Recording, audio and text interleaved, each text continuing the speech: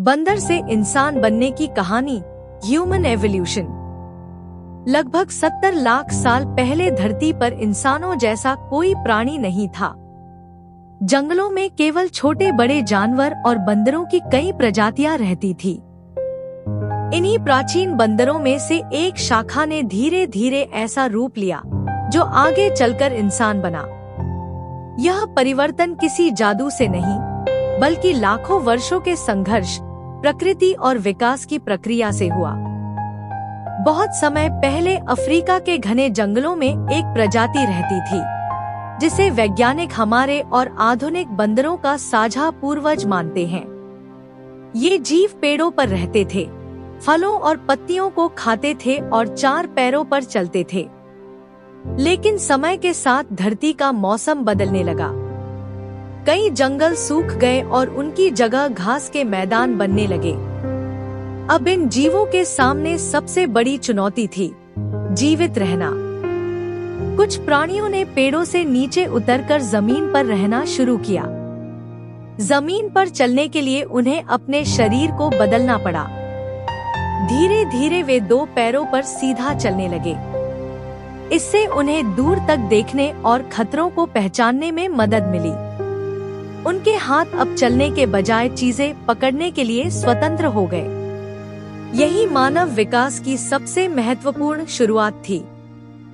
समय बीतता गया और लगभग 40 लाख साल पहले एक प्रजाति विकसित हुई, जिसे वैज्ञानिक ऑस्ट्रेलोपिथेकस कहते हैं। ये पूरी तरह इंसान नहीं थे, लेकिन बंदरों से अलग दिखने लगे थे। उनका दिमाग थोड़ा बड़ा था और वे 2 पैरों पर चल सकते थे। वे पत्थरों और लकड़ियों का उपयोग साधारण कामों के लिए करते थे। फिर आया होमो हैबिलिस, जिसका अर्थ है चतुर मनुष्य। यह प्रजाति पहले से ज्यादा बुद्धिमान थी। उन्होंने पत्थरों से औजार बनाना सीख लिया था। अब वे शिकार कर सकते थे, जानवरों की हड्डियां तोड़ सकते थे और अपने भोजन को बेहतर तरीके से प्राप्त कर सकते थे। धीरे धीरे उनका दिमाग विकसित होता गया। लगभग 18 लाख साल पहले होमो इरेक्टस नामक प्रजाति सामने आई। यह मानव विकास का एक बड़ा कदम था।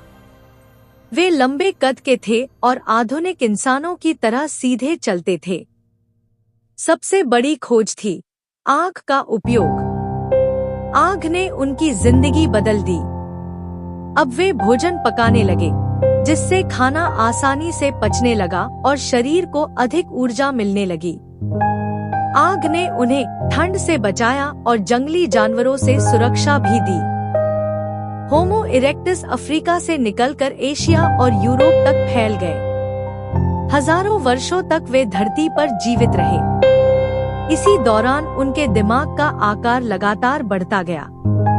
वे समूह में रहने लगे, शिकार की योजना बनाने लगे और एक दूसरे से संकेतों द्वारा संवाद भी करने लगे। इसके बाद निएंडरथल और अन्य मानव प्रजातियां अस्तित्व में आईं। निएंडरथल बेहद मजबूत और बुद्धिमान थे। वे गुफाओं में रहते थे, जानवरों की खाल पहनते थे और अपने मृत साथियों को दफनाते भी थे। इससे पता चलता है कि उनमें भावनाएं और सोचने की क्षमता विकसित हो चुकी थी। लगभग 3 लाख साल पहले आधुनिक इंसान यानी होमो सेपियंस का जन्म हुआ। यही वह प्रजाति है जिससे आज पूरी मानव जाति बनी है। होमो सेपियंस का दिमाग पहले की सभी प्रजातियों से अधिक विकसित था। उन्होंने भाषा बोलना सीखा, कला बनाई, गुफाओं की दीवारों पर चित्र बनाए और नए नए औजारों का आविष्कार किया। धीरे धीरे इंसानों ने खेती शुरू की। अब उन्हें हर समय शिकार के लिए भटकना नहीं पड़ता था। गांव और शहर बनने लगे। विज्ञान, संस्कृति और सभ्यता का विकास हुआ। पत्थर के छोटे औजार बनाने वाला वही प्राणी आज अंतरिक्ष तक पहुंच चुका है। लेकिन यह समझना जरूरी है कि इंसान सीधे आज के बंदरों से नहीं बने हैं। इंसान और आधुनिक बंदर दोनों का एक साझा पूर्वज था। लाखों वर्षों में अलग अलग परिस्थितियों के कारण दोनों की विकास यात्रा अलग हो गई। बंदर अपने तरीके से विकसित हुए और इंसान अपने तरीके से। मानव विकास की यह कहानी हमें बताती है कि प्रकृति में बदलाव हमेशा होता रहता है। छोटे छोटे परिवर्तन लाखों वर्षों में एक नई प्रजाति को जन्म दे सकते हैं। यही विकासवाद का सबसे बड़ा सत्य है। आज इंसान दुनिया का सबसे बुद्धिमान प्राणी माना जाता है, लेकिन उसकी शुरुआत भी जंगलों में रहने वाले एक साधारण जीव से ही हुई थी। यही बंदर से इंसान बनने की अद्भुत और रोमांचक कहानी है।